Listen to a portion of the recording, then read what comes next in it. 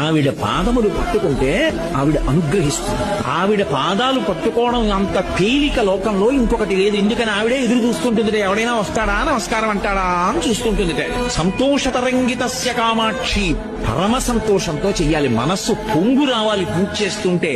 పూజ చేసేటప్పుడు పరమ సంతోషంతో ఉపచారం చేశాడనుకోండి అమ్మవారికి, అలా చేసిన వాడమ్మా మళ్లీ పుట్టడం ఉండదు. ఒకవేళ అలా వాడు పుడితే సముద్రం మీద బండరాయి తేలినట్టన్నారు.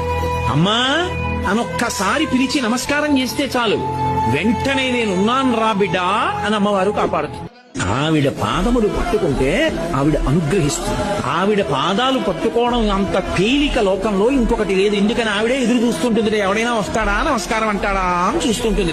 సంతోష తరంగితస్య కామాక్షి, పరమ సంతోషంతో చెయ్యాలి. మనస్సు పొంగు రావాలి పూజ చేస్తుంటే. పూజ చేసేటప్పుడు పరమ సంతోషంతో ఉపచారం చేశాడనుకోండి అమ్మవారికి, అలా చేసిన వాడమ్మా మళ్లీ పుట్టడం ఉండదు. ఒకవేళ అలా వాడు పుడితే సముద్రం మీద బండరాయి తేలినట్టన్నారు.